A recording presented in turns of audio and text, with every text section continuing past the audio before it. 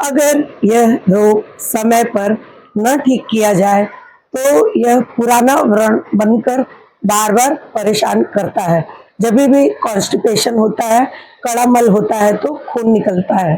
तो फिशर कैसे होता है, क्यों होता है और कैसे होता है, इसके लक्षण क्या होते हैं और उसका आयुर्वेदिक ट्रीटमेंट क्या होता है।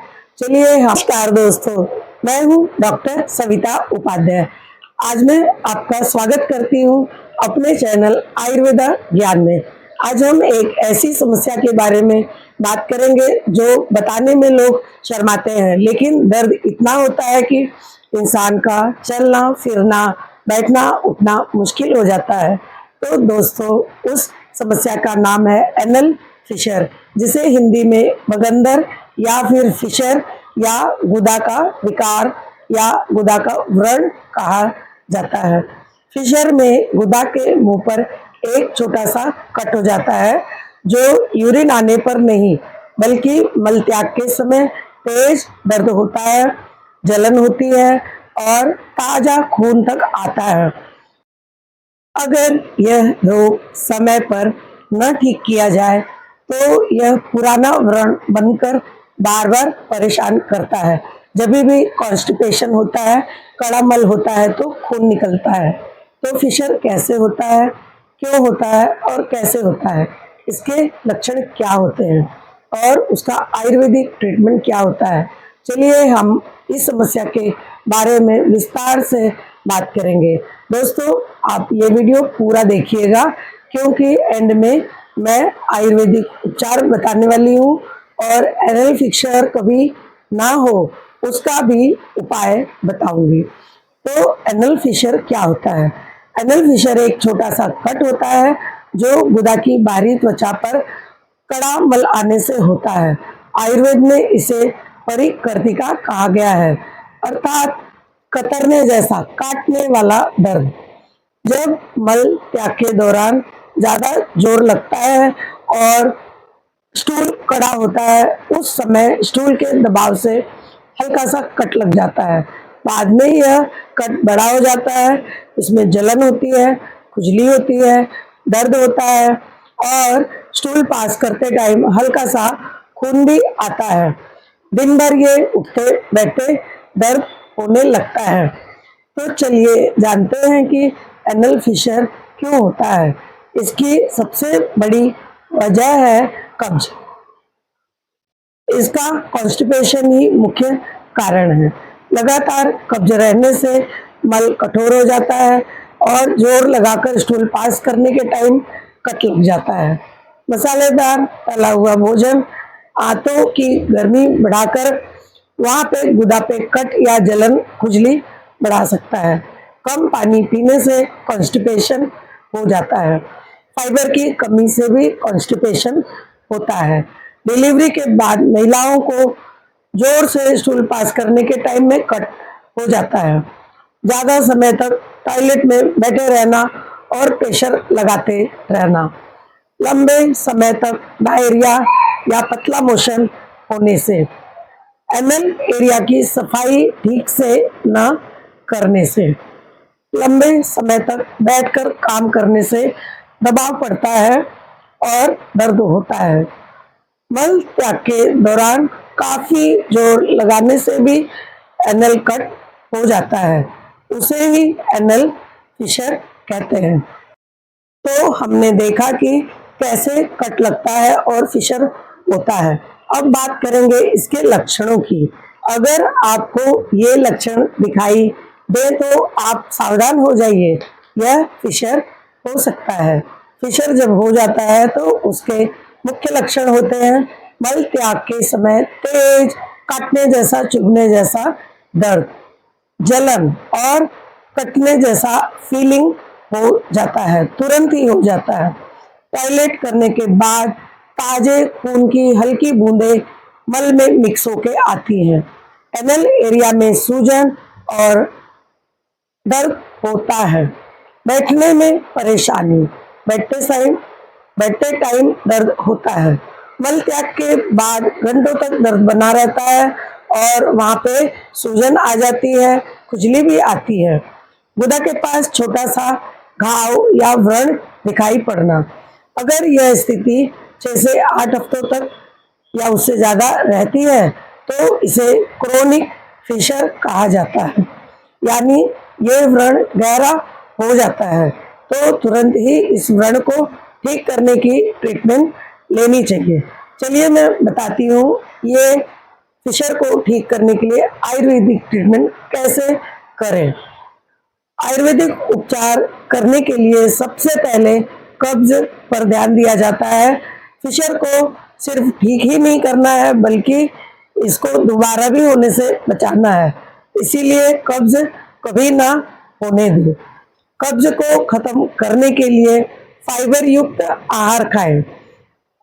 उचित मात्रा में फल, फ्रूट, हरी सब्जियां और कच्चे सलाद का प्रयोग करें। घी उचित मात्रा में खाएं, फल उचित मात्रा में खाएं। गुदा के कट को भरने के लिए जात्यादि तेल लगाएं। जात्यादि तेल जलन कम करता है, घाव को भरता है। रात में और सुबह मल त्याग के बाद हल्के हाथों से या रुई के फाये में भिगोकर जात्यादि तेल लगाएं। कोकोनट ऑयल में कपूर मिक्स करके लगाएं और पेट साफ करने की कोशिश रखें। जात्यादि तेल लगाने पर तुरंत जलन कम होती है, सूजन कम होती है, दर्द कम होता है। गाय का देसी घी भी लगा सकते हैं, इससे भी व्रण बढ़ता है। रात को 1 चम्मच गाय का घी गुनगुने पानी में पिएं और घी लगाकर सोएं। लुब्रिकेशन रहेगा तो गुदा में कट नहीं लगेगा। खूब सारी मात्रा में पानी पिएं और त्रिफला चूर्ण को 2 चम्मच रात को गुनगुने पानी के साथ लें। इससे कब्ज दूर होगी, मल सॉफ्ट होगा और पेट साफ होगा तो व्रण नहीं होगा। गंधक रसायन 1-1 गोली सुबह शाम लें, इससे जख्म जल्दी भरता है। एंटी इंफ्लेमेटरी औषधियां लें, हल्दी को दूध में मिलाकर लें। अभयारिष्ट काढ़ा 3 चम्मच पानी के साथ खाना खाने के बाद लें। यह आंतों को साफ रखता है, पुरानी कब्ज को तोड़कर मल को मुलायम बनाता है और पंच तिक्त घृत खाएं, इससे भी घाव भरता है। क्रोनिक फिशर में ये बहुत फायदा करता है। 1-1 गोली सुबह शाम 2 बार लें। इसबगोल की भूसी को छाछ में या दही में मिलाकर पिएं। यह मल को चिकना बनाता है, लुब्रिकेंट का काम करता है और फाइबर मिलता है। सिट्स बाथ लें, गुनगुने पानी में पोटेशियम परमैंगनेट या डिटॉल डालकर उसमें बैठे, यह सबसे असरदार उपाय है। एक टब में गर्म पानी ले लें, उसमें डेटॉल या पोटेशियम परमैंगनेट या थोड़ी सी फिटकरी मिलाकर उस पानी में आप चेयर की तरह बैठे, इससे सेक होगी, दर्द कम होगा, सूजन भी कम होगी और तुरंत व्रण में आराम मिलेगा। 2 टाइम 10 मिनट के लिए गर्म पानी में बैठे, इससे घाव भी भरता है और सूजन भी कम होती है। डाइट और अपनी लाइफस्टाइल को करेक्ट करें तो इसमें क्या खाएं? गुनगुना पानी पिए, फाइबर वाले फल सब्जियां, ओट्स, दलिया, मूंग दाल, पपीता, अनार, केला, सेब जैसे फल खाएं।